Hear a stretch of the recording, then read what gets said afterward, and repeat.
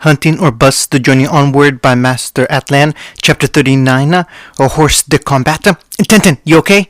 The bunny-haired girl looked up from the flowers and saw the others spare her a look while confined in the elevator. She tried hard but gave a weak smile. I'm fine. Really? Yang asked with clear disbelief. Because you've been looking really pale since we walked into the hospital. Is that weird? Tintin defended. Do you guys know that the kind of weird stuff they do at hospitals? All the blood and guts and bodies and slime and organs being removed so they can be replaced by versions that actually work. Ugh. John heaved and covered his mouth as something came up his throat. All his friends looked at him in horror and compressed themselves into the walls as much as possible. John took a deep breath and spoke in a weak tone. Please, don't talk about that stuff. I'm queasy enough just thinking about it. John, Kiba said with narrowed eyes, if you barf on us while we're in this tiny space, we'll kill you. And if you get any on my hair while we're in this tiny space, I'll kill you again. Yang added for good measure and lovingly run a hand through her luscious locks. Got it. John reassured while Pyrrha rubbed his back to help calm him down. The elevator came to a slow stop and the doors opened with a ping. Ruby was at the front of their group as she took a shaky breath and exhaled. She nodded. Okay, here we go. Today was the first day they were coming to visit Naruto in the hospital. They had tried to do it before, but he was still under check to make sure his injuries didn't reopen or get any worse. It had been 3 days since those Uchiha people had kidnapped them to catch Naruto and get Sasuke to come back with them, and since then things have been very hectic for the rest of them. Students were passing around rumors about what had happened and asking them directly if they really were captured by a group of vigilantes. The teachers and police constantly had more questions for them. When she and Yang had called their dad to tell him what happened, he took the first bulkhead over and met them in the city. It took the rest of the day plus a call from the faculty to convince him they were safe to stay at Beacon, and even they still had to text and let him know they were fine after class. It was exhausting trying to make him see that everything was fine now. Of course, not everything was fine. Juniper still looked shaken by what happened. Nora miffed that she wasn't able to defeat a single one of those guys that kidnapped them, while John took his sword out. Every day to keep practicing, and Pyrrha was training harder after fighting these people and only just matching them in battle. Her team was also trying to get settled back into the normal routine after such a terrifying experience. She had a hard time falling asleep recently and more than once had to share a bed with Yang to calm down. She'd also never say it, but she noticed her older sister hold her very closely while they fell asleep. No doubt also having a hard time realizing before bed. Blake had barely read anything over the last few days, just opening a book and staring at it blankly. And wise. Well, her partner had barely even seemed to acknowledge what happened, but the biggest difference had to be in Team Noctix, and that was in no small part due to half of their team being hospitalized for their injuries. Kiba and Tenten had to walk into the room and realize that it was so much emptier without their partners there. They seemed so upset and downtrodden, worrying about the state of their friends' well-being while they were at school. Apparently, they had gone to visit Sasuke several times, but he wasn't his normal self. Plus, there was still the elephant in the room no one had brought up since that night, about Naruto and Sasuke, and what they did before they met each other. Ruby had to think that played a part in the reason why she didn't come with them to visit, and not just because they were taking a period off and she didn't want to ruin her perfect record, although she really wished it was just for that reason. This should probably go without saying, Blake spoke aloud as they walked down the hall, but he's still recovering, so there's a chance he won't even be awake when we get there. Well, that's boring, Nora bemoaned before popping back up, the petals flying off the flowers she was carrying. Oh, what if we just poke him a little and whisper, wakey wakey? Do you think he'll wake up then? Nora, kidding, the short girl defended with a laugh before sighing. Ugh, a tough crowd. Uh, just know that he'll probably still be in bed, Blake said again, her eyes looking worried as they came up to the destination. So be prepared for whatever you might see. She was warning them. They were about to see one of their closest friends in a vulnerable state. Few of them had probably ever seen someone in before. They came up to the door and stopped. Ruby stared at the spotless door, feeling like she was suffocating from how sterile the environment was and how her stomach was filled with butterflies. She felt a hand rest on her shoulder and looked back to see Yang. She squeezed her shoulder as a show of support before Ruby took a deep breath and opened it. Then none of them walked into the hospital room, carrying their presents for their healing friend in hopes of a speedy recovery. But then quickly noticed Naruto wasn't anywhere to be seen. And there were two other doors along the walls of the room, while with an empty bed and ruffled sheets. They looked around some more as if they expected him to be hiding along the walls, but found nothing. Where'd he? Oh no! Tenden's voice was soft and shaky as her shoulders trembled. Not again! Ugh! Their attention turned to one of the doors and the flushing of a toilet. The door opened and Naruto walked out, dressed in a hospital gown with one arm in a sling and the other pulling an IV stand along. His steps were a little slower and more careful with the bandage over his nose. He grumbled while walking out with a frown. God, now that was a trial. He looked up, and when he saw his friends, a smile brightened his eyes, the ears on his head perking up. Hey guys. Naruto. Yep. Were you in the bathroom? Yep. And you're awake? Uh-huh. He looked around at their expression of surprise. He tilted his head. What? Tenten stepped forward and stabbed his good arm several times in retaliation. When she was done, she stomped her foot and scowled at Faunus. You jerk, we were worried. She took a moment to catch her breath and looked up to notice Naruto's surprise at her outburst before she immediately looked him over. Are you okay? I didn't make it any worse, did I? Don't think so.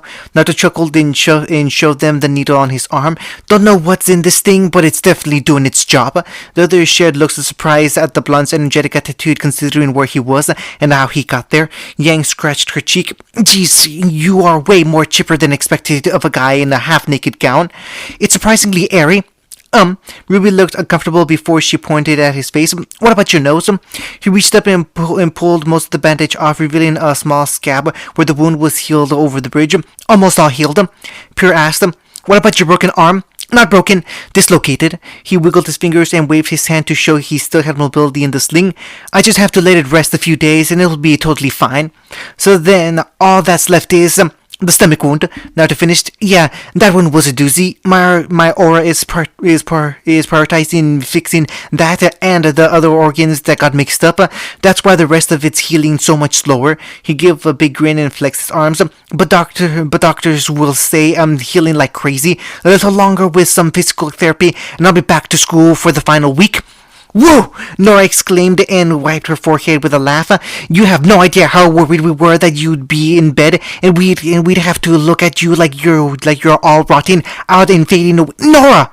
The exuberant girl flinched and lowered her shoulders after being called out by Ren, Kiba, and Pura. She gave a half-hearted chuckle. I was just joking. Mostly. Okay, so it turns out you can't have anything too sugary while your stomach is healing. Minato walked into the door frame with drinking cans. So I got you some utter satisfaction and hi Mr. Namikaze dad. Hi Mr. Naruto's dad. Ruby greeted him with a nervous shake in her voice. We just came to say hello. Oh, that's nice. Minato looked at how crowded the room was now that it was filled with the word students. He smiled. Well, I'm glad you all came to visit, but I really don't think there's enough room for all you at once. Maybe we should figure out first. When they attempted to move and realized they were barely able to without knocking into one another. Yeah, that's a good idea. Hunting. Well, I got to be honest, I'm glad to see you moving around, Kiba said as he laid back in the chair and raised his legs up to lounge on his bed. He looked up at the TV to see some daytime shows playing in the background before he smirked. Way better to come here and see you walking around with that obnoxious, annoying smile than have to stare down at you while you sleep. Love you too, partner. Naruto quipped as he and Kiba shared a quick laugh. He knew Kiba was just joking, happy to get their back and forth after all this time. Naruto had to admit that it was good to poke fun and sling shit at each other again. Naruto, tell me the truth, Tenten said from her seat on the other side of the bed. Are you really okay? Her attention deviated to the arm in the sling and his stomach, where she was sure it was wrapped in bandages. Her voice was filled with concern for his safety. You're not in pain, right? Not just trying to put on a tough act. You are getting better, right? I am. Really, Tintin, I'm getting better. Naruto reassured her before resting a hand over his stomach. This will take a little longer, and I can't eat any solids while it does. But besides that, I'm gonna be fine. Tintin was apprehensive. Really? Really?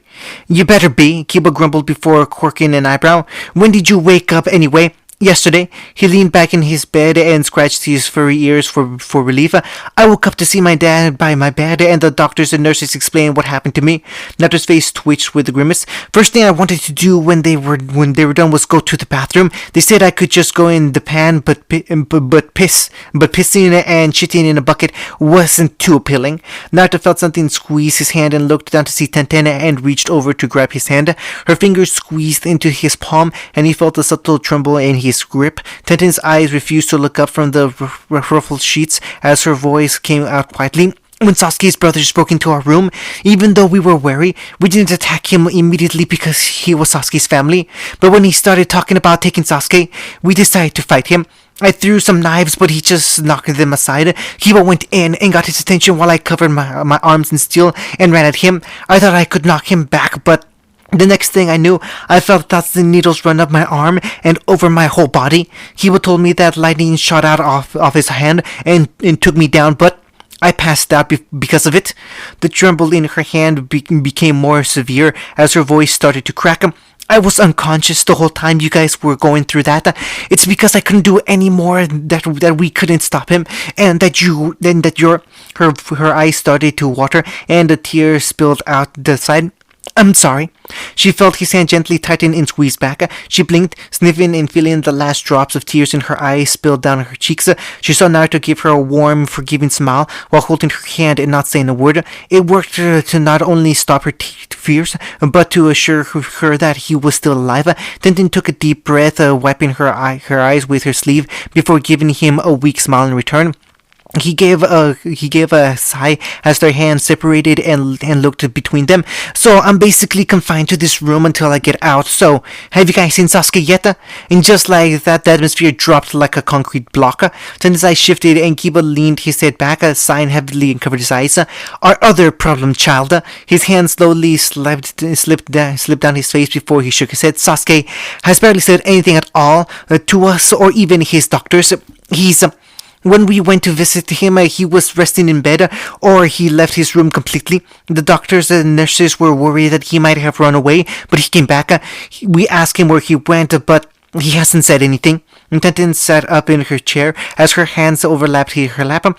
We're lucky enough to get him to eat when we visit. He looks so sad and lonely. His hands aren't doing so well either, Kiba pointed out as Naruto's attention turned to him. He unleashed an explosion between his hands to break out of this lock those bastards had him in. He basically blew himself up to get us out. The doctor said his aura protected him from things getting any worse, but there was still debris and burns and shit over his hands.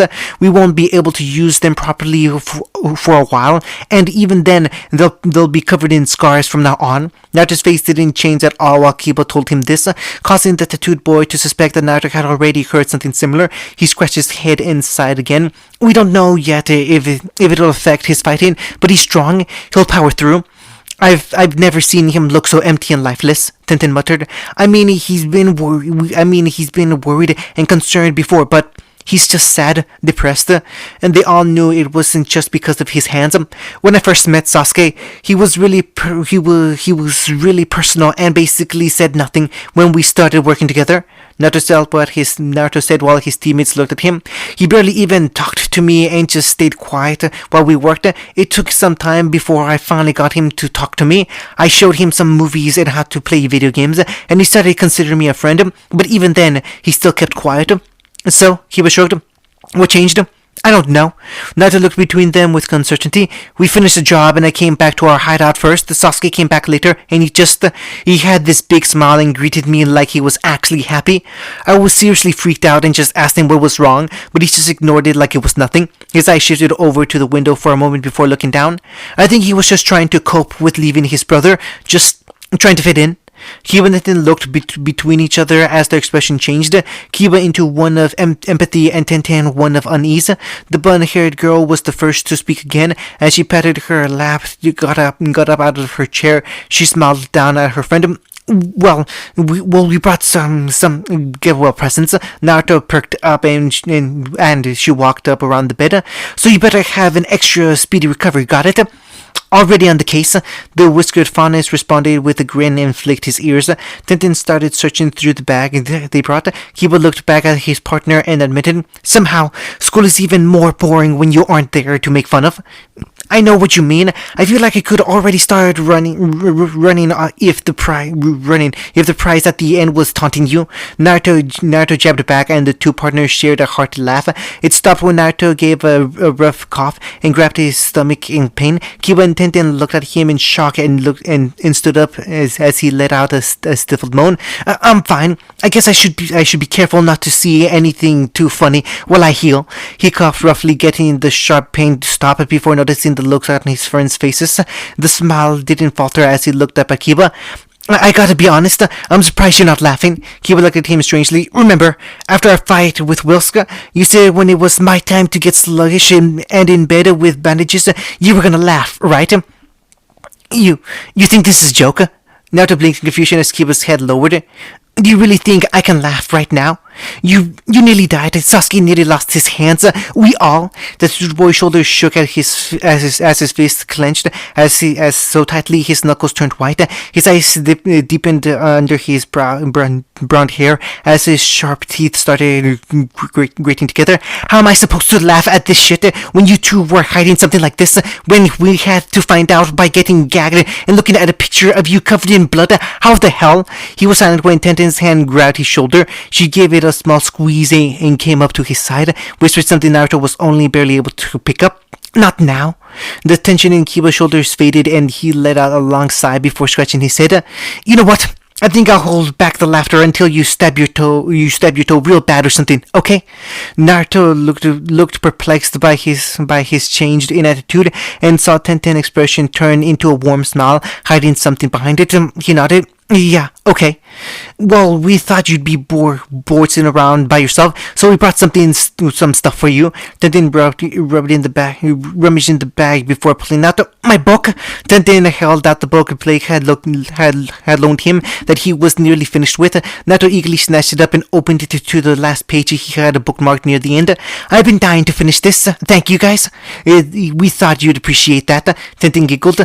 Kiba reached in next and pulled out a stack of comics. "Here's a bunch of new issues I picked up." He handed them over and muttered, "Focus on getting better and coming back to school. Got it?" They wanted to say something. He knew that right away, but they wanted to encourage him and make sure he healed first. He held their gifts closely and nodded. "Got it. And no worries, we're making sure to get all the homework and assignments you'll miss while you're gone." Oh, no chance. We're not doing them for you." "Yeah, figured." Hunting. "Yang, and pick a channel and stick with it." "Blake?" Yang groaned and looked back to her annoyed partner. "Naruto said I could surf if I wanted. Plus, we don't have a TV back in our room. I've missed the novelty of flipping through channels and finding nothing good to watch." The bow-wearing girl stepped over and snatched the remote from her hands. Despite Yang's initial reluctance, the blonde didn't seem to try all that hard to get the remote back from Blake. Her amber eyes narrowed as she crossed her arms. "Do you really think you should be acting like this at a hospital?" Yang hung over her chair and let out a dying moan before the black-clad girl turned to the bed. "Do you want to say anything about this?" The whiskered blonde could barely hide the snicker and smile growing on his face. Despite the unamused scowl/pout forming on Blake's face, he just shrugged. "Don't mind me. Well, at least he was getting some entertainment out of this, despite at the cost of her sanity. Glad to see you were already up and moving." Yang focused back in Naruto as she got comfy in her chair. "I was worried we'd have to get you some warm whole milk and a video game to play." "What? Home remedy, you wouldn't understand. Okay, not gonna bother trying to understand that, but if there is one thing you want to explain. Naruto looked to the other side of the bed. What's wrong with her? Uh-huh. And the girl in question looked up from the bouquet of roses they had brought to brighten up the room and noticed all eyes on her. Ruby quickly went skittish and shuffled in her seat and looked around. No, I'm fine. Totally fine. I'm just She quickly jumped up and went for the roses, organizing flowers so they looked pretty. Yep, this one's petals are bigger, and that one goes in the back. Now turned back to the older girls. Okay, seriously, what's with her? Hey! And she lost her hood. Yang quickly revealed as Ruby groaned. And those guys took it when they caught her, and she hasn't been able to find it. So she's been really depressed. That explained why she was the only one wearing her school uniform, while the others wore their regular clothes. She's lost almost all of her energy. Blake added as Ruby fell into her seat with head hung low. That hood was really important to her. Without it, I'm fine. Ruby interjected, although none of them believed her. It sucks that I lost my hood, but that doesn't matter. It's more important that we're all safe, that Naruto's healing, and we can get back to normal. Ruby's voice got softer as she finished, her gaze falling to her lap as she sighed. That's all that matters. I'm sorry, Ruby. Yang moved around the bed and sat by her sister's side. She wrapped an arm around the smaller girl's shoulder and pulled her closer as Ruby rested her head on her arm. Yang hugged her tighter. I know how much you missed it, but you're a hero. She smiled and noticed in motion to Naruto. It's thanks to you that Naruto got here in time. And she's right, Naruto nodded. I owe you, Ruby, and thanks for saving me. A brighter, more honest smile came up on Ruby's face at this gratitude as Yang chuckled and gave her a noogie. Naruto remembered before smiling. Hey, Ruby, and can you get something from my pack? It's in the closet. Blake stepped up. I'll get it. No, Ruby has to get it. It's right over there. Ruby stood up and went over to open the door. She spotted the pack he always wore like a belt and picked it up. She noticed how much heavier it was than she expected and held it up for him to see. He nodded and offered it up for her to see. Ruby pulled the zipper open, noting the resistance before she forced it open. When she looked in, huh! And she screamed with glee as she pulled the long red cloth out from them all to see. She dropped the pack and spun on her feet with joy. My hood! My hood! My hood! You found my hood! Ruby, this is still a hospital. Blake tried to say sternly despite the smile grown on her face. Yang looked at Naruto. You found it? And she looks better wearing a hood than in her uniform. Naruto laughed. It's not close to saving my life, but I'll say this is the first payback. Thank you. Ruby dashed in and knocked Yang over as she nearly tackled Naruto in his bed to hug him. Thank you, thank you, thank you. Everything I said about not worrying about my hoodie was a lie, a dirty lie, but it's all better now. Thank you. Naruto choked through her hug. You're welcome. Aw, that's so cute. Yang quickly took a picture as Blake just giggled at Naruto's struggling expression. Naruto tapped Ruby's back. Okay, Ruby, that's enough. You're giving Yang too much material to control us. Ruby. Despite the tapping on her back, Ruby did not disengage from their hug. After a moment, they noticed a slight tremble in her shoulders, and Naruto could feel a slight wetness in his hospital gown. He heard a soft sniffle by his ear, and quickly realized that she wasn't just happy to have her hood back. What did she see? What must it have been like for her to see him like that, bloody and broken and barely holding on to life? Naruto's arm came around her, stopping the shaking completely as he whispered, I'm okay. Ruby stayed attached and not so subtly wiping her eyes and nose into the gown by her face before she pulled back. Her eyes were slightly irritated and red, but the happy smile had returned to her face. She quickly attached her hood into place and stood up proudly. Ta-da! Huh? She showed it off like a model and looked between her friends. What do you think? I look good, right? You look exactly the same, Blake monotoned. Looking good, Naruto cheered. That's our leader, Yang whistled. Aw, shucks, you're too kind. Ruby was overjoyed to have her favorite article of clothing returned to her and danced around in joy. She came to a sudden stop facing Naruto as her eyes drifted upwards. She stared at the top of his head and smiled. Your ears are really cute. What? Naruto's face went red as he used his good arm to cover his ears on instinct. The girls looked at him after his knee-jerk reaction as he calmed down with a hue on his cheeks. Don't say stupid things like that. Like what? Ruby asked. Your ears are cute, right? Ruby, Blake got her attention while Naruto seemed to become a blubbering mess. I think he's embarrassed because you're calling attention and talking about his appearance, even if it is a compliment. Ruby tilted her head. Okay, it's like me saying you're such a good fighter and you look cute while you do it. Cute? Blushing and started covering herself. I'm not. My ears are just, I still have some chub in my cheeks. They barely do anything. I mean, I do work out a lot. I trim them sometimes. But shut your dumb face. It's stupid. Stop. Yang clapped and forced them into silence as she massaged her temples. Ugh. I had insecurity in stereo. Blake crossed her arms with a small smile on her face. Definitely not what you expect when you come and visit someone in the hospital. They laughed at Blake's surprisingly funny observation. Naruto controlled himself, not wanting a repeat of what happened earlier as he looked around. The joy in his smile hollowed out before speaking. Well, I guess she won't be coming over anytime soon, huh? Blake and Yang just shared a look as Ruby went silent. The junior leader immediately tried to remedy the situation and shook her head furiously. It's not like that. It's just that she's been... Ruby motioned with her hands. Things have been really hard after she struggled to figure out what to say. She's been thinking. Ruby. Naruto stopped the hooded girl's attempts to protect his feelings. He shook his head. Weiss isn't here, and I really don't think she should be. Ruby's head lowered as Yang stood up. She's been acting weird. She's short with people. She hasn't been paying attention. Yang shrugged. It still acts like Weiss, but she's definitely tiptoeing around something. She'll be pretty obvious what that is, Blake bluntly stated, despite the empathy in her voice for him. She hasn't talked about it once. Ruby looked up at him. She's been completely silent any time we bring up seeing you or Sasuke. Anytime someone asks us what happened, she just walks away. She looked down sadly. I'm worried. Of course Ruby was worried. She was her partner. It was her job to worry. Weiss was kidnapped in a plot involving both the Uchiha and the White Fang, and was much more personally Sasuke and Naruto. To find out Naruto wasn't just a part of a group that had openly declared their hatred for the Shinii family, but Sasuke was supposed to kill him. You don't hate her, right? Yang spoke up and looked at Naruto with a mix of seriousness and worry. Tell me you never wanted to hurt her. Yang! I know. Yang quickly cut off her partner and her sister before either of them could stop her. Yang's face twisted and she shook her head. I feel like shit for even having to ask that. Because despite all the crap and confusion, I know you're cool and that you're a good guy, and I know you care about all of us.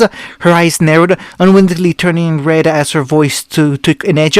But Weiss is a part of my team, and I won't risk any harm coming to her because I didn't ask. So even if you're my friend Naruto, I have to ask you that. Blake and Ruby looked surprised by the boxer's statement and her conviction to question a friend she trusted and liked in order to assure her teammates' safety. Blake wanted to say something before Naruto spoke. I heard about the problems and horrible relationships between the Shinii and the Faunas, but I never experienced that. Naruto's eyes narrowed, and I know that those were the choices of powerful people in charge, not Weiss. He looked directly into Yang's eyes and shook his head. Whatever the White Fangs think of her, that's not me. My first impression of Weiss was the mean girl that scared Ruby senseless and nothing more. Yang's posture relaxed and her eyes turned back into their soft lilac as she fell into her chair. She looked down in shame before muttering, I'm sorry. It's okay. Naruto tried to cheer her up by chuckling with a smile despite how much of a struggle it was to pull one over his face. No, it's not. She shook her head. If we didn't get caught and just to help you guys, then maybe none of this would have happened. The buxom girl started shaking with anger and slammed her boot in the ground. Stupid prick! I pay him to store Bumblebee, and he sells me out to those assholes with for a few lien. I'm glad I wrecked that shitty garage and took my bike. Yang started seething. If I didn't bring you guys to see my stupid bike, Yang. Blake gently squeezed her shoulders, and her partner, furious shaking, came to a halt. The black-clad girl kept her shoulders. It wasn't just you, so don't think like that. We're okay. Yang felt her other hand get taken as Ruby squeezed it. We're okay. Yang squeezed her hand back and rested her other over Blake's, thanking her for the support. Ruby tried to widen the smile on her face as she turned and reached over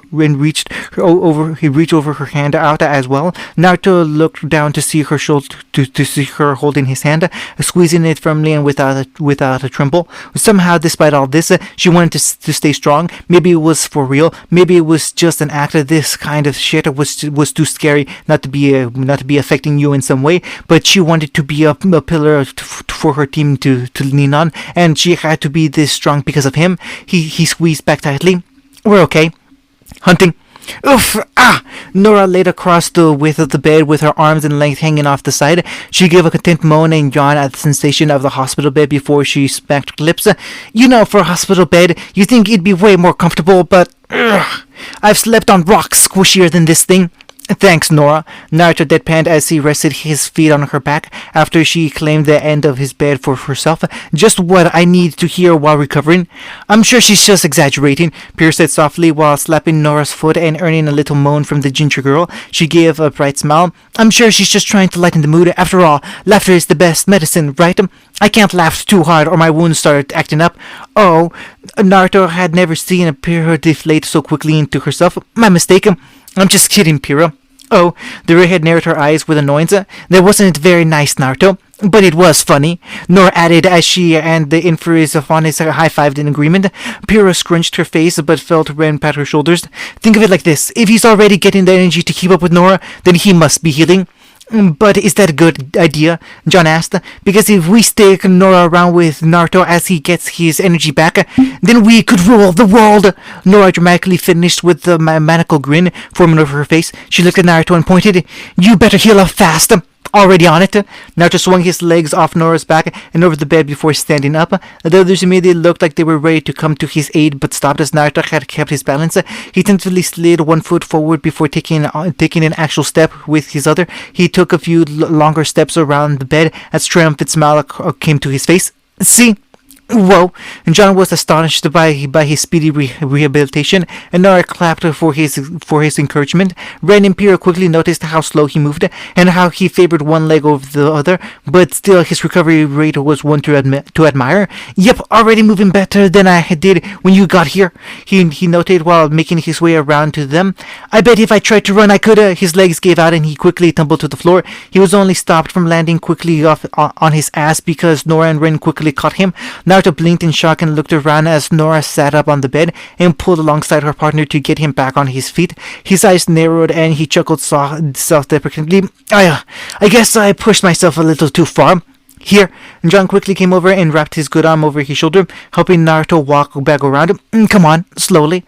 Naruto used John as a crutch and slowly moved back to his side of the bed. The tall goofball helped him sit down on as Juniper gathered around to make sure he was okay.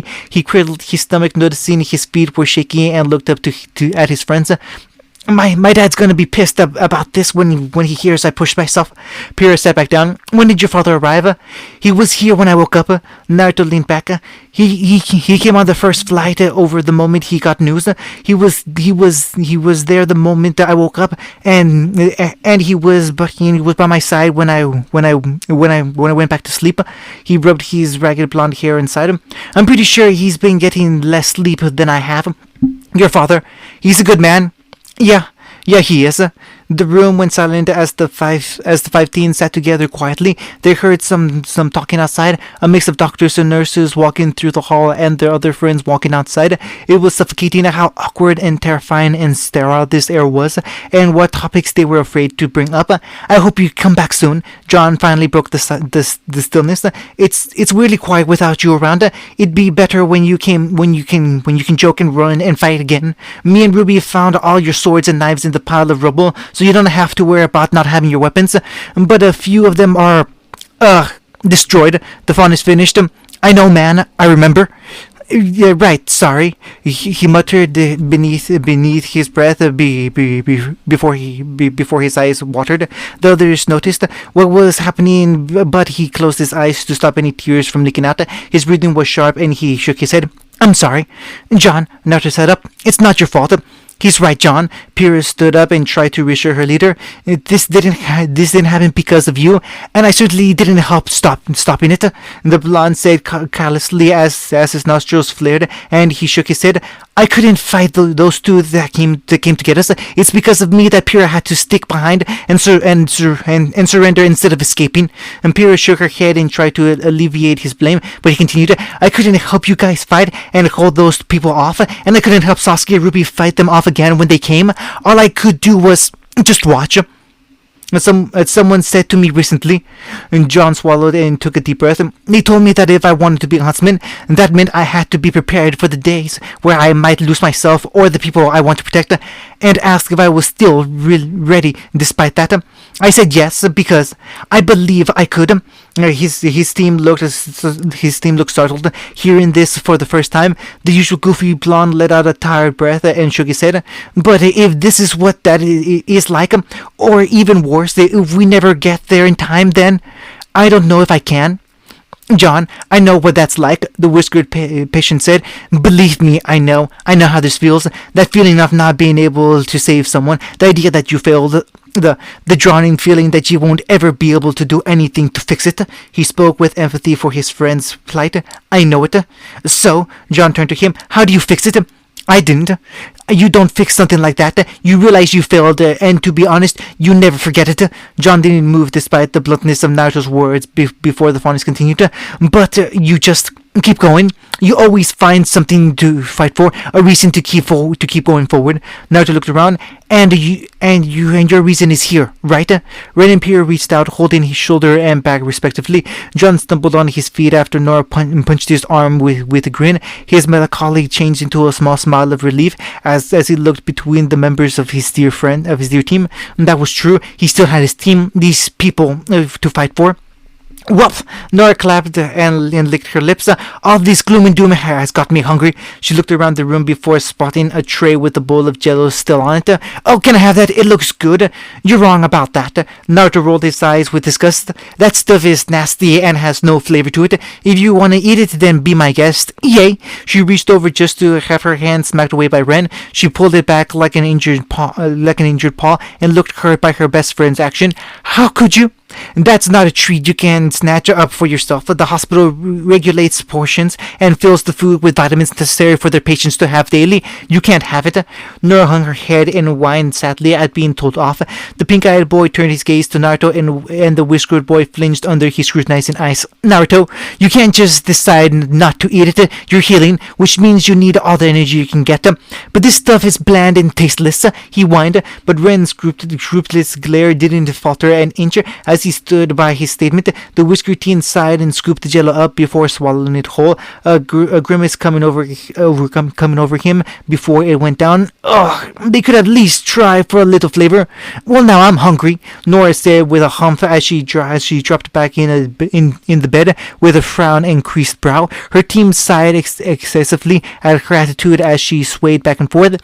I can already feel my strength leaving. I won't last. Woe is me. Ugh. John relented. I think I saw a cafeteria on the first floor. You want to hurry up, slowpoke? Nora was already by the door and waving back. If you don't hurry up, then there'll be none left for you. Nora, not fair. John chased after her out of the room and called out for her to stop. Last time you got a head start, there was only broccoli and potatoes left to eat. Wait up. Ren blinked in silence before stating, I don't think they realized they were in a hospital. Naruto and Pira looked up at him in silence before he sighed and slowly walked for the door. I'll stop them. The two watched Ren walk out as it was just the two of them left in the hospital room. The champion shuffled around in her chair before a kind smile came over her face at appreciation for Naruto's help. And thank you for saying that to John. He had been very conflicted these past few days after what had happened. No problem. He can be really hard on himself sometimes, huh? Yes, and Pira nodded with a light smile. It's because he wants to do so much and help people. So when he thinks he hasn't done that, he blames himself. He looked back and fixed the strand of her hair and her hair out of her eye. It's a bad habit, but I admire that he wants to do so much and work so hard. Makes me want to work hard as well. Even though I still knock him down sometimes when we train. Pira closed her hands together anxiously, and I honestly feel the same when I fail as well, like during that fight. Kiba and Tenten told me you helped free everyone, and you led the attack against Uchiha while Sasuke came to save me. Yes, but it's the same thing John said earlier. We didn't have any weapons or opportunities to fight those people that ambushed us. Pira's fists clenched together in stifled anger as her eyes narrowed to the floor, and they were extraordinary. I understand how gifted I am to be blessed with a power and ability like mine, but those two. Pyrrha looked down and thought, how many battles have they survived through? How many battles have they survived through to be so skilled? We didn't have a chance without our weapons, but we should have stood and fought together, attentively as a group. But instead, I went to run for help.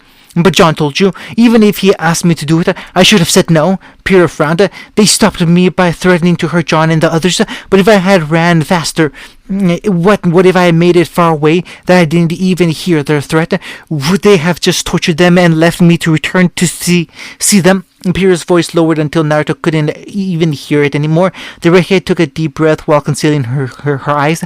Naruto noticed an uncharacteristically worried tremble in her breath before she sat back up. Her eyes had much less certainty and strength in them, than before. As she asked, "Will something like this happen again?" He looked at her in shock. "What? This matter with the Uchiha? Possibilities with the White Fang? Will something like this happen again?" I don't know. Naruto couldn't give her a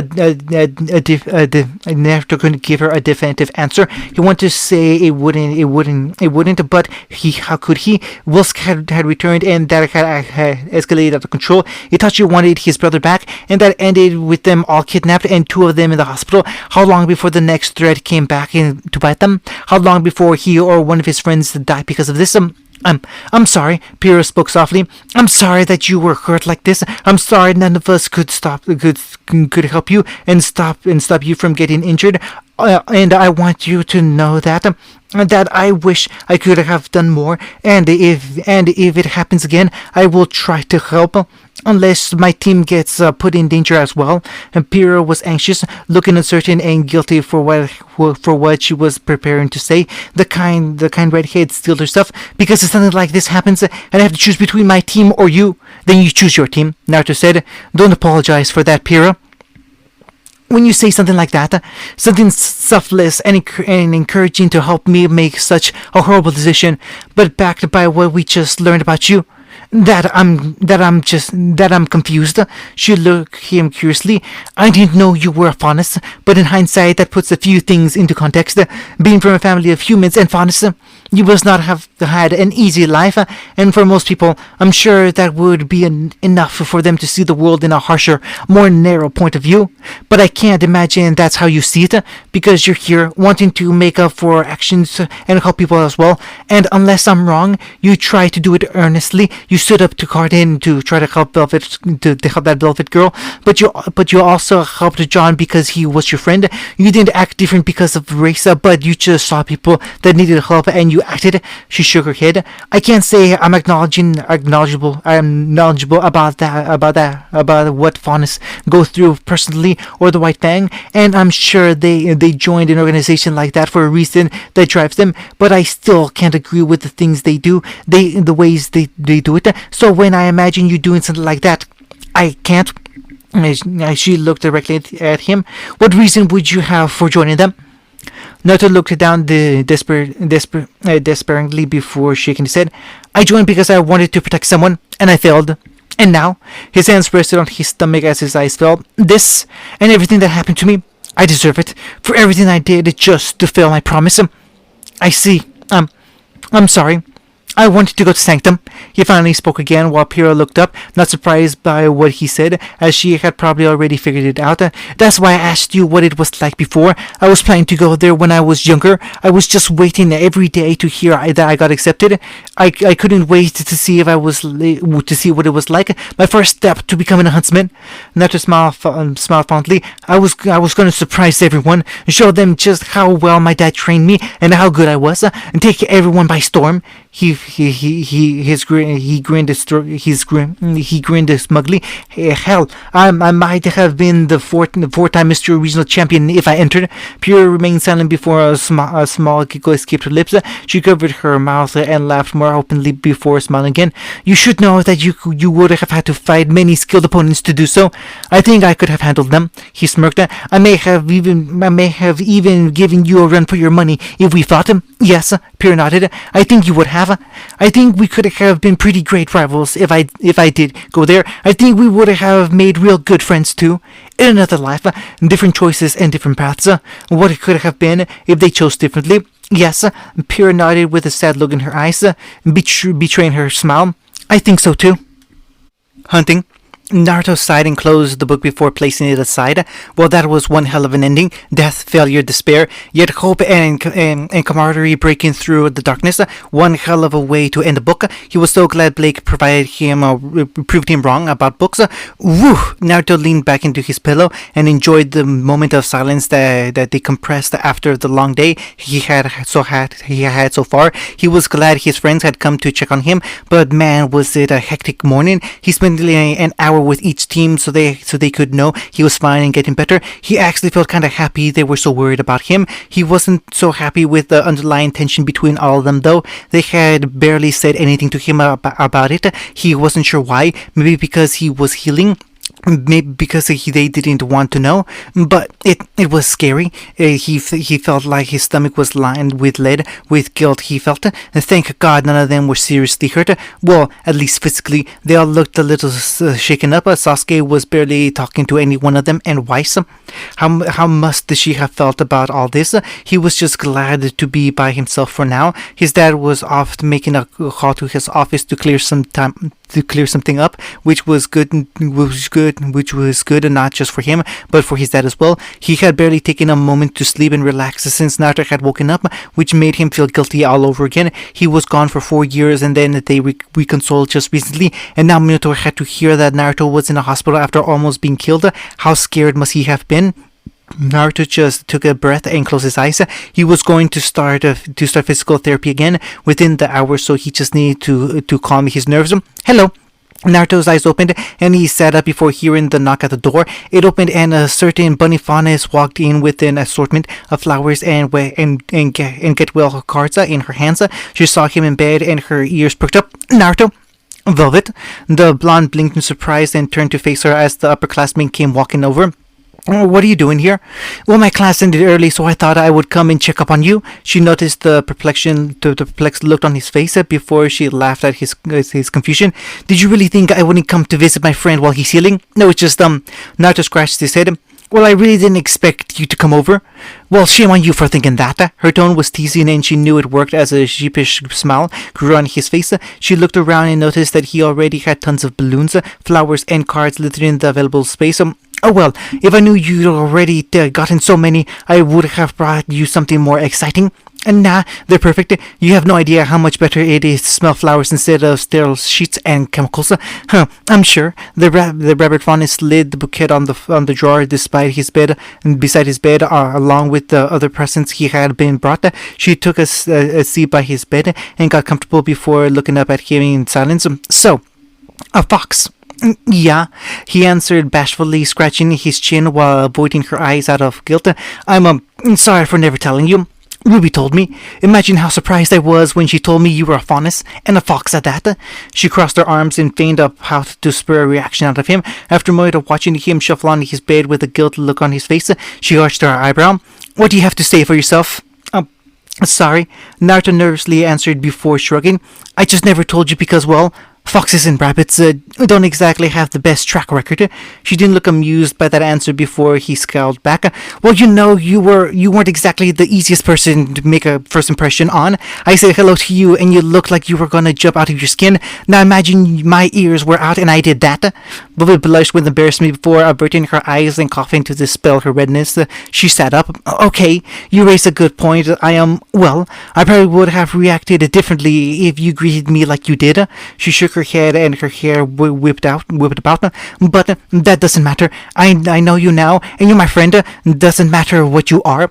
Naruto looked at her for a tense second before chuckling. Yeah, I'm glad I got to know you too. I know this might be hard, and I'm sorry, but can I ask you? She leaned forward with a concerned look. Ruby told me how this happened. Were you really hunted by a group of Uchiha?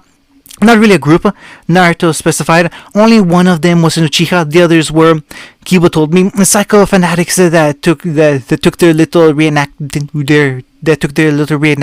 too far. Yeah, he seemed really adamant that he got that description across him. And your friend? Velvet seems to pause to let the point hang in the air before she nervously pointed that, Uchiha boy, was he? He wasn't a part of it. Naruto quickly answered with a shake of his head. He saved me and the others. I'd probably be dead if it wasn't for him. He did. She was surprised to hear that. I'm sorry, I didn't know. He's healing right now because he got hurt getting to me. Will he be okay? He just needs time. Velvet nodded before looking at him. And you? Me? Naruto was quick to smile and buff himself up, making himself as big as possible with a confident look. I'm healing. You'll probably see me running around the campus next week, doing flips, kicking butt, knocking Cardin on his ass. He snorted with a smirk. No biggie. Okay, Mr. Show-Off. Velvet giggled at his energy. But really, you can tell me the truth. I swear I'm okay. Naruto flexed the fingers in his sling. My arm's fine and my nose is already fixed. It's just my belly that's catching up. Healing is very different from being fine, Velvet solemnly said as her eyes softened. Naruto, if you're trying to stay strong so you don't worry your friends, that's fine, but I've been through a lot of scary things like this in my first year too. I tried acting like I wasn't scared or worried about anything either. It hurts, but I tried to push down my fear. But I needed someone to confide into before that worry manifested in some other way. And she looked up and reached out for his hand, taking it with her small one. Her hands, her strong brown eyes met his fretful blue, and she whispered, "You can tell me if you're scared." Can. He looked scared as his eyes dipped before looking back at her. Can I just keep looking strong? Okay. She gave him a sad but understanding smile and nodded. But I have enough ears to listen when you want. Right. Thank you, Velvet. You're welcome. Okay, I'm bored. The door slammed open behind them and Velvet's body stiffened up to the tips of her ears. Naruto blinked in surprise and looked over to see a pretty young woman standing in the doorway. She had dark brown hair with a slight caramel highlight down the streak of one bang. Her eyes were hidden behind her sunglasses and a beret atop her head. She had a bang hanging off her arm and a bandolier strap over her shoulder. Her heels clicked against the tiles as she walked in and fixed her glasses. Well, damn, you need to space out those flowers, cause one side looks like a field and the other looks like a deathbed. Coco! Velvet shrieked, looking about as panicked as she had ever seen her before as the new girl swayed in. The fauness jumped up on her feet and her whole body was shaking as she stuttered. I thought you were going to wait outside. Oh, then you totally misinterpreted why I tagged along, she responded with a wry smile. I came to see this guy that's actually got you talking and interacting with people other than us. He's got to be a miracle worker or something. Coco. Velvet's whole face went red with embarrassment and mortification at her leader's brazen entrance. Her eyes widened and she looked over her shoulder to see Naruto spaced out and confused by what was happening. Velvet immediately raised her arms and hid Naruto as best she could. Coco slid her aside and stepped up to the bed as Naruto looked up at her. She tilted her shades, looking him over as Naruto leaned back cautiously. She was silent before extending her hand. Coco. Naruto blinked and looked over her shoulder to see Velvet furiously shaking her head and waving her arms. Okay. He extended his arms in return. Naruto. Her hand passed his and he held his chin firmly. Naruto went still from shock as she gently moved his head side by side as she examined closely. Sweat covered his brow and his fox ears trembled, and despite himself he felt his face heat up, not able to ignore the fact that this pretty new stranger was literally inches from his face. She finally let him go and stood up, her glasses sliding back on her face as she smiled. She nodded. Okay, he's cute. She fearlessly stated and looked back at her. I see how he had such an impact on you. Naruto's eyes blinked with no life behind them. Huh? Coco! Velvet wailed as she pulled her leader aside and whispered loud enough that Naruto could clearly hear her whisper. What were you thinking? You can't walk into an injured person's room and move their head around like that. He seems fine. Coco defended herself before a coy smile stretched her face. Plus, you told me you're going to visit your friend at the hospital and you expect me not to be intrigued? Shame on you. Velvet's huddle was quickly turned on as Coco wrapped an arm around her shoulder and pulled her in. If this was the mysterious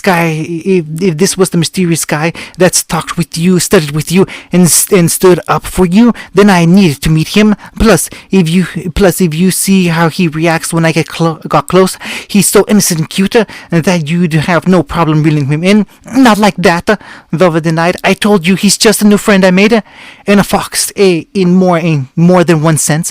Coco purred. Forbidden love, how scandalous. Coco, enough.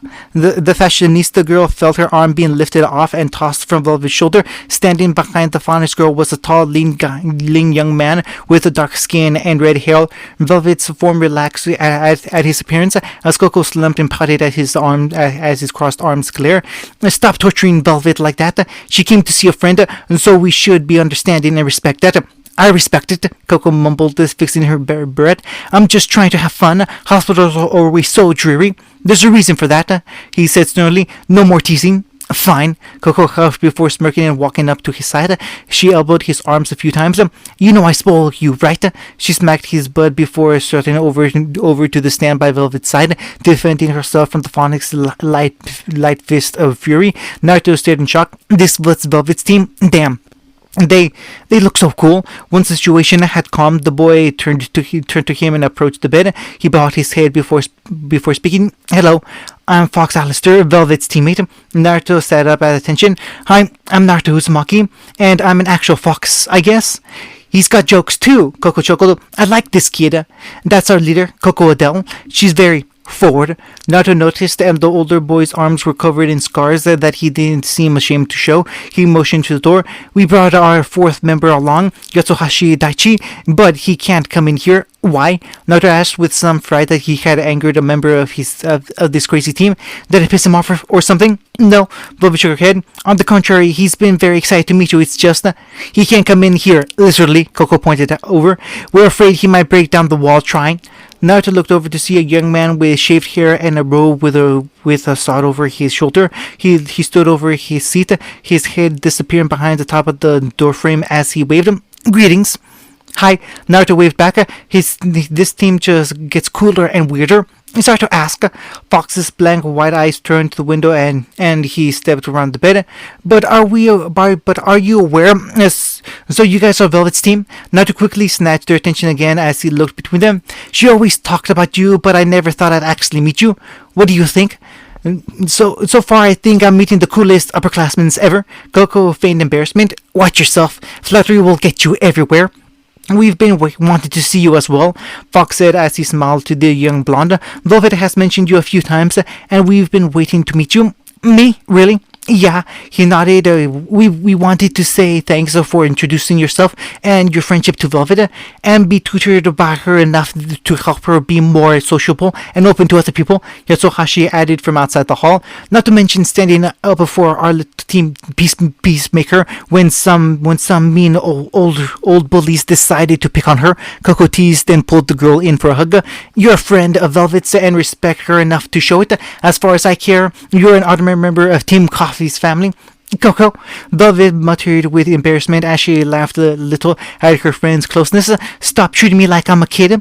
She sounded like she was protesting, but Naruto quickly noticed the cheerful smile on her face of being surrounded by her team. This was her team. The people reserved a timid girl like Velvet connected with more than anyone else at school. Her family. Speaking of which, that reminds me. Coco quickly pushed Velvet aside and started over to the bed before grabbing Naruto's collar. She pulled him in and took off her glasses to stare at him directly. A few weeks back, we heard about a little incident where some ballsy freshman picked on our Velvet. Now she quickly told us not to get involved, and we want to respect her wishes, but at the same time, some kids fucked with my girl, and I don't appreciate that, so I'm going to ask someone who was part of the situation, why shouldn't we march down the hall and bring brimstone and hellfire down on some punks? Besides the fact that the matter was resolved, and those guys don't really bully people anymore. Besides that, Naruto was trying to say nothing was stopping them, but he quickly noticed Velvet, her panicked expression, and frantic hand movement telling him not to set her off. Just imagine this crazy, abrasive girl leading her team off a scattered badass and giant pillar, off an armored man down on Carton. A part of him giggled at the image. But then his more merciful side spoke up. Well, Naruto's eye rolled before he smiled nervously. Maybe because Velvet pitied them and thought it'd be overkill if you guys followed. I mean, just looking at you, I'm pretty sure in a few seconds Cardinal would be nothing but smears of goose across the courtyard.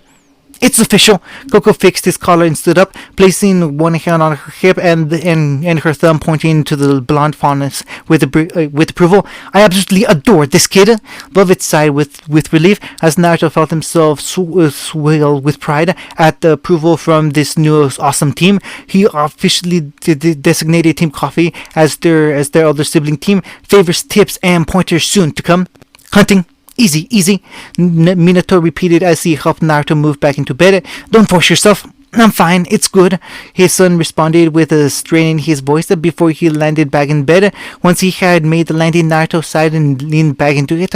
He relaxed his sore muscles and laughed. See, told you I was fine. I'll believe that as soon as you stop leaning on me while we walk, Minato joked while he fell back into the chair with a huff. He took the moment of silence to relax and feel the tension seep from his body. He craned his neck back up and smiled. They say you did a lot better today at physical therapy. Well, I had some extra incentive. I noticed. The older blonde looked between the assortment of flowers, cards, books, and comics that had been dropped off while he let the kids have their visit. It's sweet that they are so concerned about your treatment. You better get well. He was cut off as his scroll rang again in his pocket. He pulled it out to see the message coming in and sighed before turning it off. Naruto looked between him and the device. You've been getting a lot of calls today. Yeah, I sort of just up and left to come here, so there are some people back at the company asking questions. He scratched his head with confusion. I thought the interim president would be able to handle it, but actually it's on me. Shouldn't have expected Shikako to handle everything at the drop of a hat. Minato leaned back with a sigh. He's brilliant as an advisor, but his laziness dominates in cases like this. Naruto's ears flattened on his head as a guilty look came over him. I'm sorry. Hey, don't make that look, Minato reprimanded him. I hired a bunch of capable people. They can handle themselves, and whoever my clients is complaining that I'm not there not there to sit behind my desk and be bored, they can shove their complaints in the unmentionable places. Naruto still looked ashamed for messing with his father's livelihood before his head bobbed from the hand on his hair. His father patted his crown and smiled. There was nothing more important than me coming here to see you. Nothing in the world. Naruto still looked conflicted, but his ears perked up and twitched with his father's encouraging words. He still had trouble hiding his feelings when his ears were clear indications of how he felt. No wonder Blake always looked so peeved when her ears betrayed her. Minato pulled back and Naruto let a smile come back to his face before it was replaced with curiosity. Did you have to come to the hospital a lot when she got hurt? More times than you'd think, Minato said as he sat back and looked and locked his hands together. His eyes drifted up and he looked deep in thought. And she constantly ran head first into danger, no matter how bleak it might look. And more often than not, she'd wind up in a bed like this. Me and a few of the others would see if she was okay, but she'd fix us by the end of the day. But she'd be fixed up by the end of the day and be on her way out. He chuckled. Your mother is one of the toughest people I know. Minato waited for a response but didn't get one. After a few moments of silence, he looked back at Naruto to see him looking down at his sheets. His expression was crestfallen, and he noticed a lack of mirth in his eyes. He immediately regretted bringing the subject up, but since the tension was already there, it scares me to see you there. It scares me to see you here. Naruto looked back up at him as Minato solemnly spoke. I was always terrified when you got hurt as a kid. I knew you healed quickly, and I knew you were tough. But seeing you with a cut on your arm or a bruise on your cheek, and seeing you power through it, so you didn't make your father or I worry, always left me with a sense of dread. You always tried to hide your pain and how much it hurt, so that we wouldn't worry about you. But we still did. He shrugged. Just a part of being a parent, and I'm sure you try to do it for your friends too, because you don't want them to be scared. Minato sat up. I don't know if you knew this, but I never wanted you to be a huntsman. Naruto didn't make any reaction to that statement and to that truth, so Minato had to guess he already figured that out. The older man scratched his head. Yeah, figures. Anyway, it wasn't just because your aura and siblings worked in different ways. Wanting to become a hunter as a kid seems so magical and fantastical, but it's different once you've been one. Seeing the worst that happens to people, knowing what could happen if you slip up for even an instant, it makes people shake just thinking about going back into it themselves. So when you think about your children going through something similar, there's just a part of you that's expecting the worst. No parent wants their child to follow that path. Minato muttered before looking at his son. You always showed so much heart and strength, more than I ever did. At your age, I knew I couldn't convince you not to follow your dream, so I thought I could at least prepare you better, train you, send you to a good school, make you ready for anything, and just hope for the best. And just hoping and praying, it isn't enough. And Minato's eyes drifted down. I came here as fast as I could, and I saw you here, hooked to a monitor, checking your heart, and an IV in your arm, bandages over your body, and looking so damn tired. I squeezed your hand, and Minato's head hung, and he took a deep breath. If seeing you like this is what I need to expect, then I don't think I can stand seeing you here at Beacon. Minato expected an explosive, incredulous rebuke at his honesty, but he heard nothing. He looked up to see Naruto facing him with a blank expression. He looked surprised at his son's silence. I thought you'd snap at me for saying that.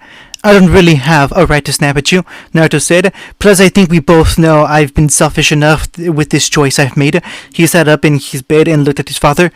Dad, do you not want me to stay at Beacon anymore? That's not my decision. Minato shook his head. Naruto, it's not selfish of you to choose what you want to do with your life. If it hurts you, then it sure feels selfish. You could have the easiest job in a factory making pillows, and I'd still be worried about you. Sort of an unfortunate side effect of being a parent. Minato shrugged. But you made your choice to be here at Beacon. You made it because you wanted to do something good. It's what you wanted since you were a kid. I know it might not seem like you should be here because of what happened, but you're here now, and that's all that's mattered. So, do you want to stay? It's fortunate I came at this time. It seemed like a decision I should be present for. The father and son looked over to see Osmond standing in the doorway. The wizened headmaster walked in and presented his cane by the wall as he walked over. Professor Osmond, what are you doing here? One of my students was admitted into the hospital. It's my duty as an instructor and caretaker to make sure you're okay.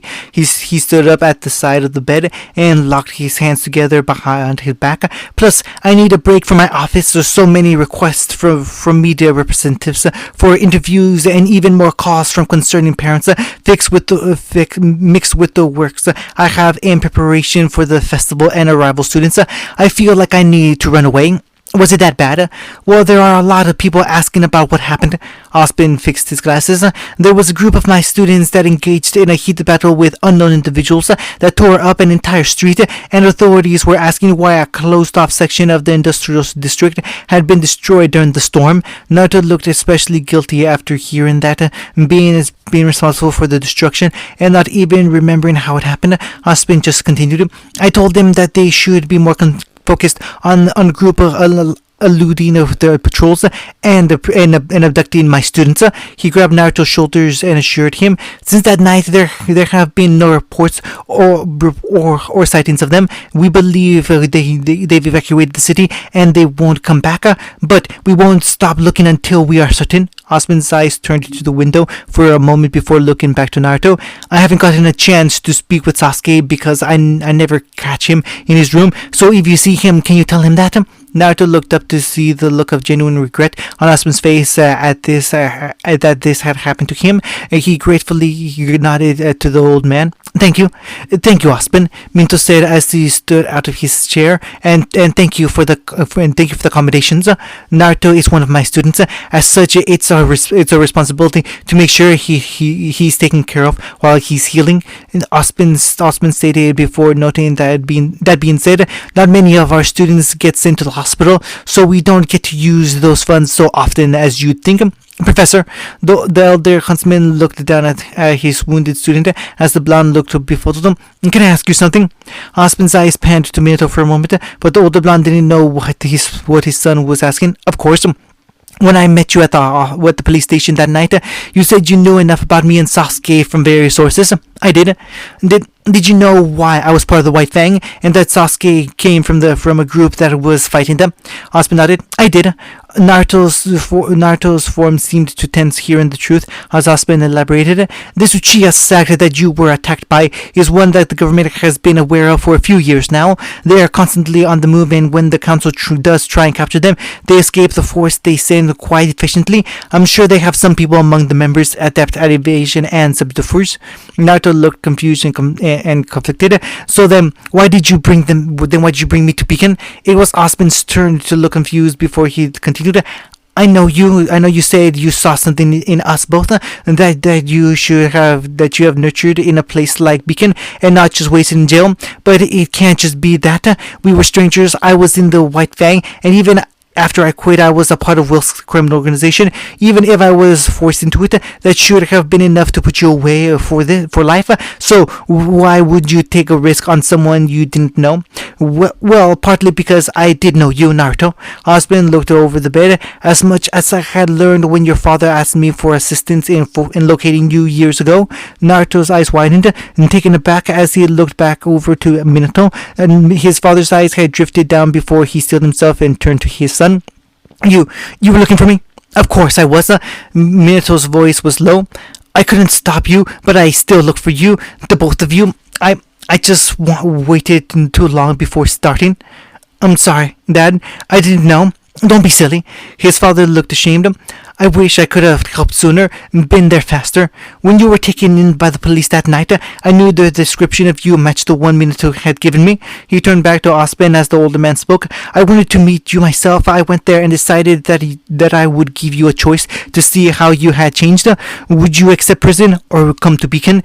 Have you been affected so badly by what you had done that you no longer cared what happened to the world? Or was there still a part of you that wanted to do the right thing? What about Sasuke? Sasuke had disappeared from the Uchiha search for some time. When news about you both came to me, I wanted to meet him as well. He fit the description of the youngest member of that group that had disappeared. If he was the same person and he was working with someone like you, a Faunus, and a former member of the White Fang, I need to know why he did so. Ospen answered him. He saw something in you that made him think about the life he had chosen to follow. He had changed, and I believe he could do a lot to help people in Remington.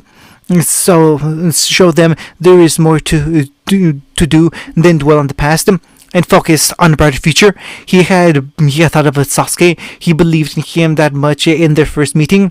You won't lie. When I accepted you both, I won't lie. When I accepted you both to begin, there was an ulterior motive. He admitted I wanted your aid in helping us bring down Velton Wilsk, but I was going to ask you both in time. Before we could, you and your friends acted on your own and brought him down. His organization came crumbling apart, and his associates were apprehended. I can't go praising you for working outside the law and our jurisdiction, but it's done, and I'm thankful it worked out so well. Aspen looked back down at Naruto.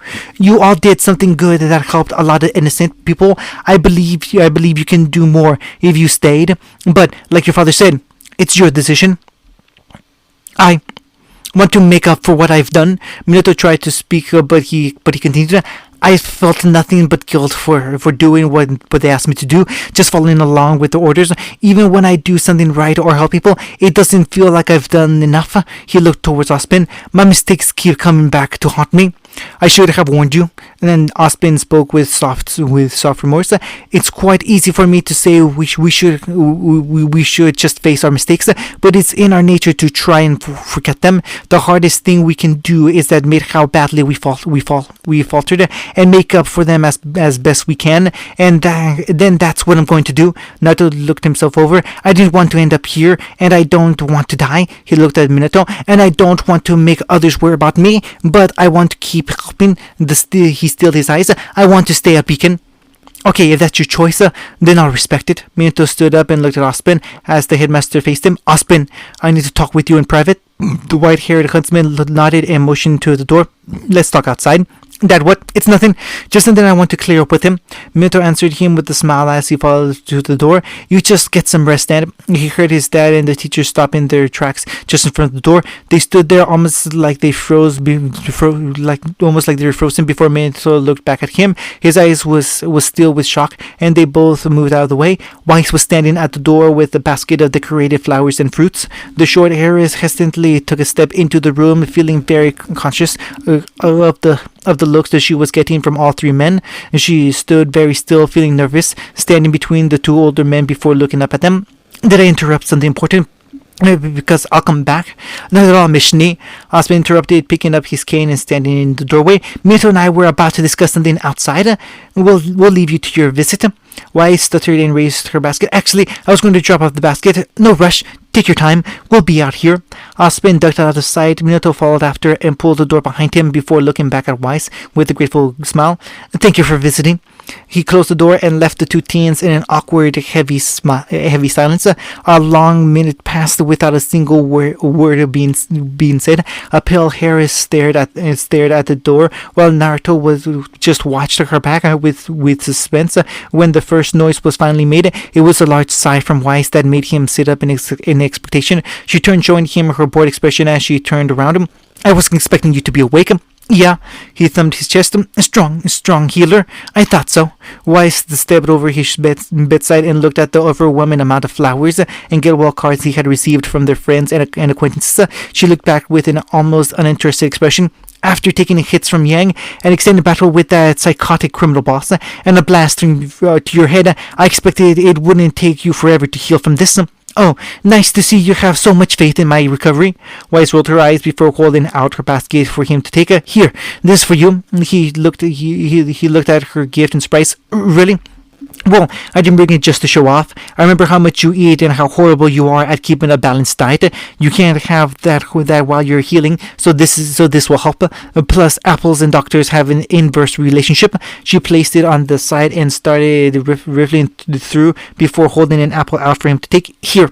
He just stared at her offer. Thanks, Weiss, but... No buts. She firmly denied his refusal and held it out closer to his face. These are probably the most nutritious thing you can have while you're here. So, but I can't eat solids. Weiss' eyes widened as he pointed down. I have a stomach issue. Just liquids and easily digested stuff right now. So, I brought all this, and all it resorted to is a pile of soon-to-be rotten fruit. Pretty much. But it looks pretty. So thank you. Her shoulders sagged as she slumped down into the chair with a hand on her face. She tiredly rubbed the bridge of her nose. That's typical. Sorry. An idea crossed his mind, and he suggested to her, "Hey, why not give it to Sasuke? I'm sure he could use the healthy foods." He regretted saying that almost immediately. The cold look in Weiss's icy eyes when she lowered her hand to stare at him showed him how sour a point that was to bring up. Have you visited Sasuke yet? Her eyes narrowed dangerously, and she looked aside. I think he's made it clear he doesn't want to talk to me. Naruto wanted to ask, but when her eyes focused on him, he couldn't find his voice anymore. She crossed her legs and glared at him. Did you hate me when we met? What? When we first met, I know technically it was that night when we were all in the ballroom, but I went when we met during initiation. I was still very focused on the task at hand, so I didn't recognize you or Kiba as viable fighters. I was rude to you both. Weiss asked with a stern look in her eyes. Did you hate me from that very moment? Naruto was stunned after her question before shaking his head. No. Well, did the Schnee Company do something terrible to you or people you know? Of course not. Then was it humans? Weiss's voice raised. Did humans do something to scorn you? Something so bad you could never forgive them? No. Naruto said. Why would you ask that? Well, then why? Why would you join a group like that? She stood out of the chair so quickly it clattered to the ground behind them. One that hurts people and makes them suffer. I didn't want to hurt anyone. Naruto yelled back without thinking. Weiss's mouth shut as Naruto looked stressed. I don't hate humans. I don't hate the Schnee, and I don't hate you. I wasn't trying to hurt anybody. I never wanted to. I didn't want what they wanted, but I had to follow. Why? Weiss asked. I'm sorry for what Faunus had and have to put up with, but the White Fang were not the answer. Whether their goal was has been long since lost, and they are merely terrorists enforcing the same cruelty they believe they have suffered on the masses, making people fear for their lives, bringing the worst out of everyone. And Weiss struggled to find her words before her angry tirade developed into a desperation pant for air. Naruto stared at her in surprise as the normally composed and cold girl was almost in her anger.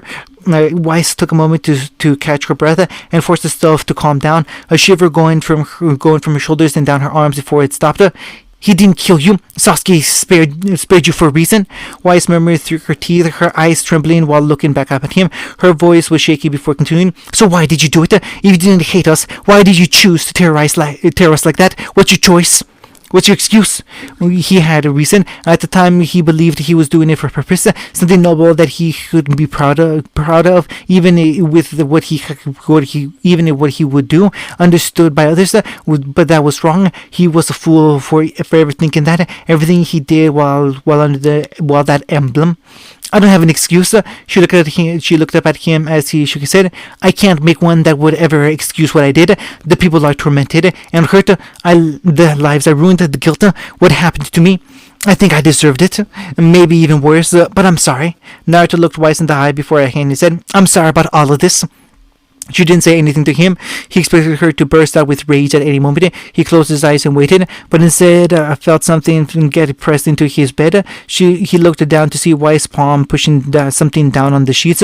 She pulled her hand back, and Naruto got a good look at a photograph of a family scene. I hesitated. He looked up as Weiss forced her arm at her side. I thought about so many things to do with that photo. Report you, expose you. But every time I came close to making a decision, I stopped. She clenched her fist. I don't know why, but I can't do it, Weiss. I don't forgive you, Weiss declared, her expression filled with anger and betrayal. She pointed at the picture. Do what you want with that, but it's not penance, and it's not my kindness. Feeling guilt and sorry for what you did is expected. She shook her head. I don't know what you're thinking, but you got innocent people captured and hurt because of your sins. She looked so confused and conflicted, struggling to find her thoughts in her anger while facing him. She turned around. If you still believe you should come to Beacon, I can't stop you now, but if you do, then no, from this point on, I won't face you anymore. Weiss's warning hung between them before she made her way for the door. Weiss, wait. She stopped as Naruto spoke. I'm sorry. I'm sorry for everything that you've had to go through because of the White Fang, and if you can't forgive me, I understand. But don't hate Faunus. Not all of them want to hurt you, even if it's hard for you. Please give them a chance. Weiss spared a look back to see Naruto had pulled his covers back and sat up in his bed to turn to her. She saw the unflinching look on his face after asking her to at least give them a chance. He didn't look like he was begging to try to coerce her. He seemed like he accepted her harsh words and truly pleaded just to give other Faunus a chance. But Weiss turned back around and opened the door. Goodbye. She closed it behind her, and Naruto was left alone in his room. He stared at the door for he didn't know how long before his eyes clenched tightly. He pulled it back and looked down at the photo. He crumbled into a little ball. The damn thing that started it all. He had made his decision to stay at Beacon and become a huntsman, but once again he had failed to realize something: how his decision would affect others. Hunting, eventful day, huh? Yeah. Naruto looked at the black and starry sky from his bed inside. Long day. Well, it's going to be another long one tomorrow, so make sure you get plenty of sleep, Minato warned as he got out of his chair and stretched his limbs. He saw Naruto pull his arm out of his sling. Are you sure you're okay to move out? It's fine. Naruto moved his recovered arm around in every angle he could remember to see what still hurt. There were a few moments that left a slight sense of pain, but nothing debilitating. He gently massaged his shoulders. It was getting so stiff I couldn't take it anymore. He noticed his father's reluctant look inside. I'm fine, Dad. Really? Well, okay. Just don't push yourself up. Minato looked back down at the chair he was using as his bed for the last few days. Dad, you can't just keep sleeping in a chair every night. You need your rest too. Just go to a hospital or something. I'm fine. His eyes assured as he sat down and got comfortable. I get plenty of sleep with you. I need to be here. You're tossing and turning every night trying to find the best way to get comfortable in that damn thing. Naruto shook his head. Dad, I can't begin to tell you how happy I am that you're here, but you're gonna run yourself ragged sleeping by my side every night to see if I'm okay. You need to get some real rest. Minato looked down at his chair before standing out of it. You sure you'll be okay? I promise. I'll sleep and eat and follow all of the doctor's orders, and you can come back tomorrow morning to see for yourself. But now, he smiled and pointed to the door, go away and take a long, well-deserved nap on a comfy bed. Mito chuckled. All right, I'll give you some space. He patted Naruto's head affectionately before his eyes panned over to the window. He raised his brow. Maybe you should go tell your visitor to get some time to rest too. Yeah, I will. Mito smiled and stepped out of the door, promising to come back early morning so they could have breakfast together. When Naruto was left by himself, he turned off the TV and sat quietly with the moonlight filling the room. He took a deep breath and grabbed an apple from the basket Wise had brought earlier. He sat up from the bed and hesitantly stood up, taking a moment to steady himself on his feet. He already felt steadier and more certain on his feet, but he didn't want to risk it, so he carefully put one foot in front of the other. The foxmonist slowly made his way to the far wall before pulling open the window and letting the soft breeze flow in from the outside. Taking a deep breath of fresh air, Naruto leaned his head out and asked them, so, you're gonna stand out there all night looking at the moon? Because I bet there's a better spot to view it on the bottom floor from your room. Standing outside on the ledge across the hospital's exterior, Sasuke was leaning against the wall beside the window. The ebony-haired boy had changed out of his hospital gown into his normal clothes, but the bandages of his arms still evident from his surgery. He looked away from the moon for a moment to acknowledge Naruto before staring back out into the city. I'm fine. Well, if you're standing out on a small ledge most of the time, I think the opposite can be assured. Naruto held the apple up and smiled. If I toss this to you, it's not gonna break your hands, right? Sasuke didn't even bother to reply to that jab. Beside a very subtle narrow of his eyes, Naruto tossed it over and Sasuke caught it. Even though he joked, he noticed the smallest wince in Sasuke's eyes before he stifled it down and started biting into the fruit. The two friends stared out at the bright lights of the city before Naruto spoke again. You made sure to be down there when they went to visit, right? Sasuke bit the apple. Yes, but then you came right back after, right? Uh-huh. You don't think it would be more beneficial for your recovery to stay in bed, instead of perched like a hawk on the ledge? I'm being released tomorrow. I'll get some rest before then. You're being released? He eyed the fresh bandage around his hand and quirked an eyebrow. How are your hands? Sasuke stopped eating and looked at him for a moment. He looked back out of the city and shrugged. I'm not allowed to fight for a while. Apparently, I'm gonna get a list of all the things I can and can't do while my hands heal. Then stop pushing yourself by being a lookout. Naruto leaned against the windows. You heard what Professor Osman said, right? Your brother and his group haven't been spotted anywhere in the city. Yep, so they might be gone, or they're just in hiding, Sasuke said lowly before taking the last bite from his apple and tossing the core back to Naruto. He slid his hands back in his pockets and glared ahead. We got into this whole situation because I assumed I knew how they would act, and I reacted. I failed, and they all paid the price. And so until I know they're gone, I want to make sure you aren't in any more danger. He wanted to argue against it some more, but Naruto realized how futile it would be. Sasuke was adamant on staying in his perch, happy to repay for his failure to help Naruto by watching out for him. If he couldn't be coerced, then it was better to just let him do what he wanted until he got tired and went back to his room. Plus, he probably needed silence and solitude. If his mindset was anything like Naruto's at the moment, it was filled with a hodgepodge of indecipherable confusion and shit. And Sasuke probably could use the alone time to start to sort through his thoughts. He tossed the apple core behind him before relaxing against the frame. Were you there when Weiss came? He didn't verbally answer, but he did turn to look at Naruto with a look of empathy. Naruto sighed and looked at the photo he brought over. I really don't get it. After everything she's been through with the White Fang, she had every right to be pissed at me. She was so mad she should have already given that photo to everyone to see. So why didn't she? Maybe she's confused. Sasuke said with uncertainty before shrugging his shoulders. She probably can't focus properly with everything that's happened recently. Maybe she made a mistake or just did what she thought was right. Who knows? He then lowered his eyes to the ground beneath them. It probably didn't help what we had to say to her. Naruto scratched his head and traced his ears before taking a deep breath. It's going to be weird going back to Beacon. We waited for Sasuke to say something, but the young Uchiha remained taciturn, and he looked back over. You're coming back, right? Sasuke, I'm coming back, he answered. I'm just, what is it? Sasuke took a deep breath before craning his head back to look up at the sky. I tried to convince Itachi to come back with me after what he did to everyone, even with you beaten and bloodied behind me. I tried to persuade him, stop him, so we could be together again like we used to be. And he turned away. The young Uchiha closed his eyes. I pushed him so far away, betrayed his trust so badly, that he's washed his hands of me now, the only family I had left in this world, and he wants nothing to do with me. Sasuke took a sharp breath before shaking his head. And I'm scared that it's gonna happen again. It's not. You don't know that. Sasuke cut him off with a harsh, angered bite in his heel. Naruto quickly noticed the certainty and fear settled in Sasuke's eyes, unsure of what may happen or what could change in the future because of this. What if it happens again with all of you? What if I make a choice and abandon everyone? I don't want to be left alone again. I don't want to see me, and I don't want you to see me and worry that I'm gonna stab you in the back. I don't. His breathing was sporadic as he closed his eyes and gritted his teeth. I don't want to see them turn their backs on me as well. I don't think I can say anything that will make you feel better or worry less. Naruto said honestly. I'm sorry that your brother. He paused and shook his head. I'm sorry I never told you about my dad.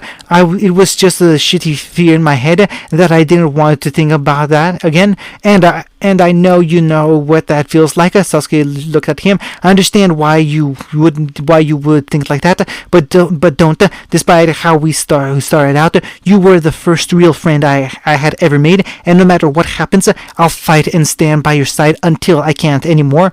You're my brother, and I won't turn away from you ever. Sasuke still looked conflicted while Naruto's words hung in the air. The Uchiha's shoulders finally sagged, and he let out a long breath before turning back out of the ledge. Naruto watched him slowly making his way down the ledge and towards the spot he could climb down from. He stopped before looking back and nodding. Good night, Naruto. Good night. Sasuke hugged the wall before jumping down to a lower ledge, and Naruto lost sight of him and was left standing at the window by himself. The faunus looked down at the phototone at last time before tearing it up until it was unrecognizable. He threw it out into the night and watched the pieces float on the wind. He sighed before leaning against the frame some more and taking a moment to decompress. It had become a very long day with a lot of problems. His team was split. Ruby was worried. Juniper felt guilty. He had made another decision that would worry his father. Weiss never wanted to speak to him again. Sasuke was lost, and during all of this, Naruto's stomach ached so bad he wanted to throw up. He just wanted one moment of true peace and solitude. He closed his eyes and let the cool night wind waft over his face, shaking the trees below him and filling his lungs with fresh air again. He felt his ears twitching from the wind running over them and sighing in relief. I'm sorry.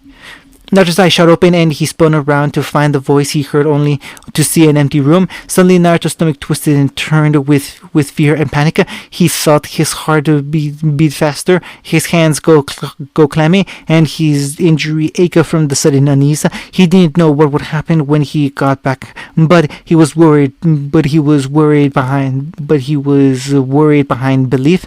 End of chapter 39.